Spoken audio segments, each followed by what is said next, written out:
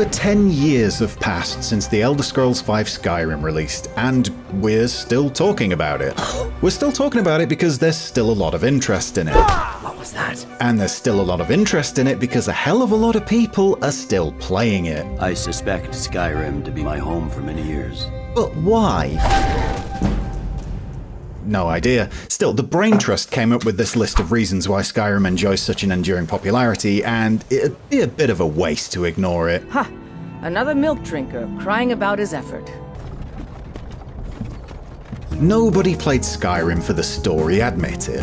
If you encounter someone who did enjoy the tale of... Wait, what was the story?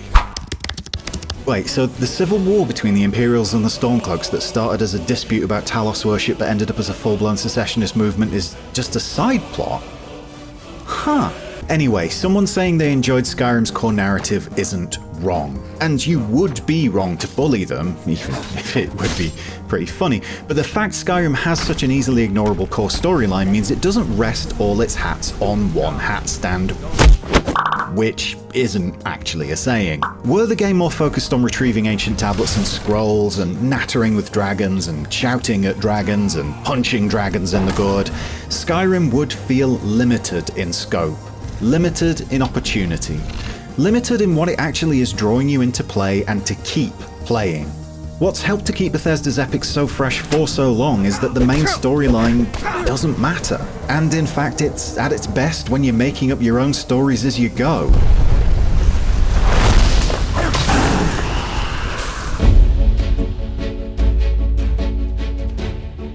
Look at this vista, and that one, and that one. Don't look at this one too hard. What about this one, eh? Wherever you are in Skyrim, you're never far away from a magnificent bloody view.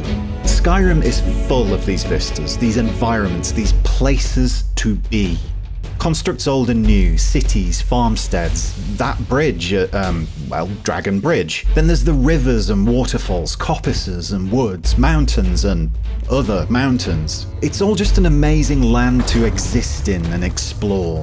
Even when you're not fighting for your life against a bandit ambush, there's plenty to take in and experience, plenty to fill the lulls. When a game's environment is capable of making you spend upwards of 3, 7, even 9 minutes standing around doing nothing but gawping at its majesty, you know there's something special going on. Since Skyrim first released in 2011, it has become a wee, tiny, minuscule bit of a joke for the gaming community that Bethesda has seen fit to re-release its RPG so many times. There was even a meme gone too far with a Skyrim spin-off coming to Amazon's Alexa.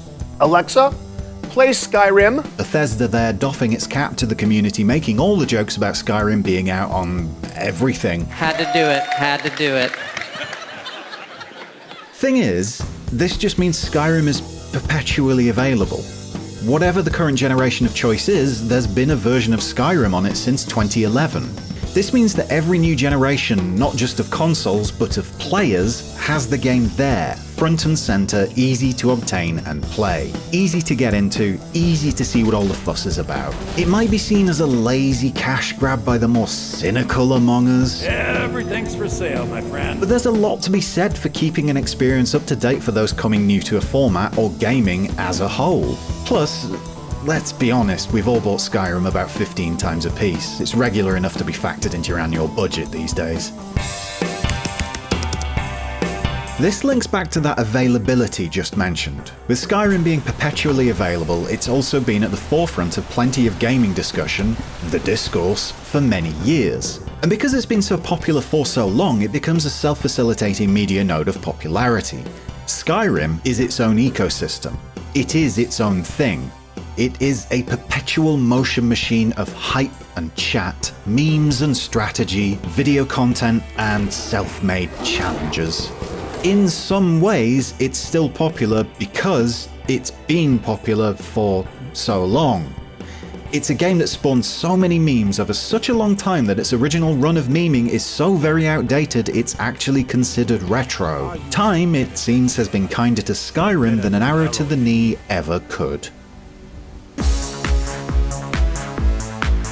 There are more elegant, in-depth games offering you the chance to go live another life in a fantasy realm. There are bigger game worlds. There are more detailed, involved activities in other games. But the sheer breadth and depth of stuff in Skyrim boggles the mind and keeps it so you're still finding out new things to see, to do, to engage with over a decade later. Did you know about putting pots on the heads of shopkeepers and shoplifting from them? Have you heard about the One Giants Club in the game that your follower can equip? Is it common knowledge there's a choose-your-own-adventure book in the game called Kolben the Dragon? And there's so much more. You could choose to follow the story, like a normie would, maybe decide to make your own story, like the cool kids. You might opt into being a walking war machine, thwacking wolves in the head with a massive hammer. Maybe you'll settle on being a coward with a bow, sniping from afar. Or you could just make the important executive decision to be someone who eats a lot of bees.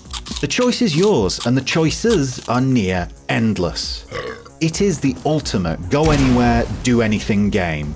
Within reason, obviously, it's not like it lets you get a bus to Wolverhampton. But that said, it could, in theory, because of... I mean, okay, plenty of them are crap, sure. To our knowledge, none of them let you actually take a bus to Wolverhampton, meaning until someone gets around to modding it in, Skyrim players will forever be deprived of its manor houses, nature reserves, and adequate parking facilities. But there are plenty of new quests, new lands, even entire total conversions to explore, many of them made to a highly professional standard. Some have been so good that they've launched actual careers in game dev and been remade as standalone games. The majority of them are simple quality of life improvements rather than significant content overhauls, of course, but Skyrim has nearly 100,000 mods available for it across different platforms.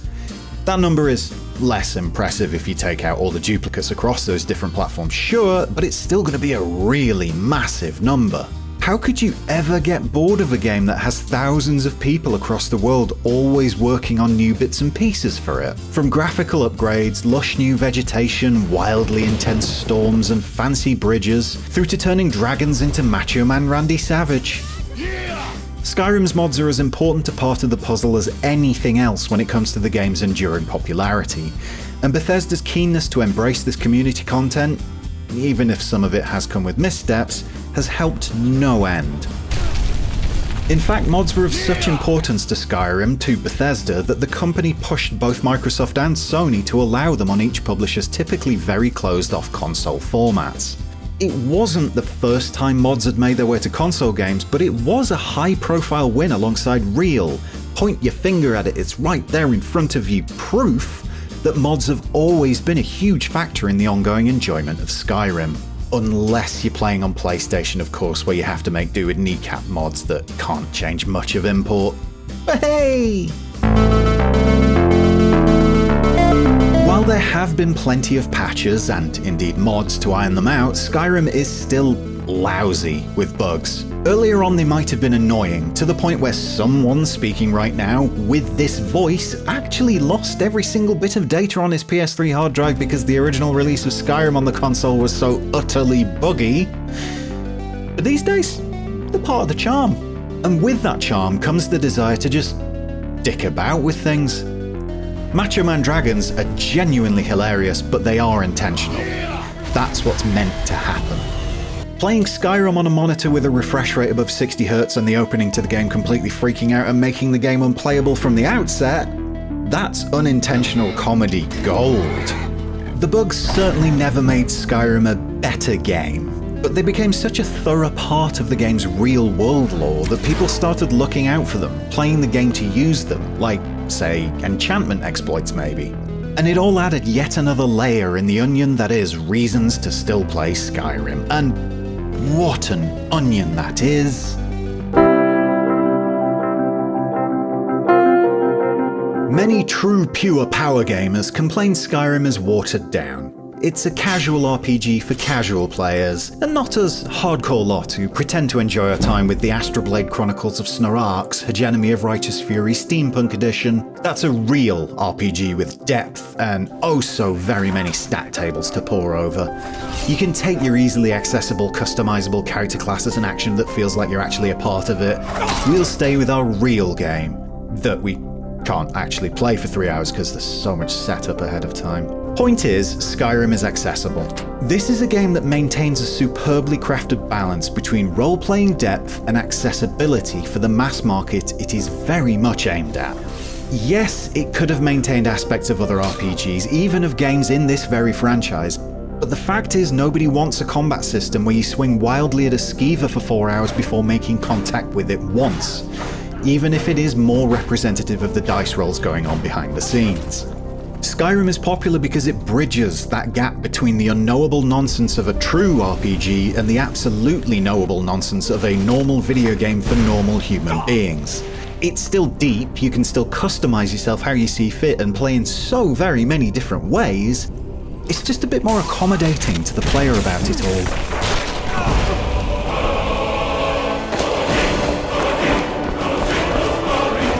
The real reason anyone's still playing Skyrim all these years later, though, is pretty simple.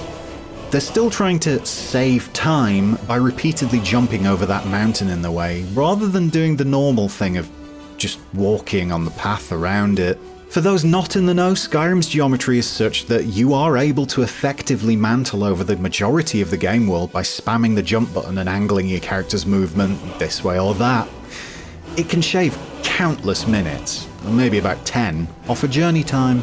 For those in the know, we'll all just nod sagely and not admit to the fact that it's often quicker to just walk, and that jumping endlessly up a mountain ends up being a point of pride rather than something of any real use. Nor will we admit that just getting on a horse and running over a mountain is much quicker and almost as silly.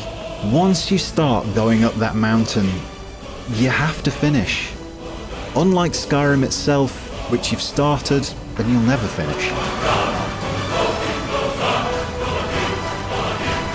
Here's to the next decade plus.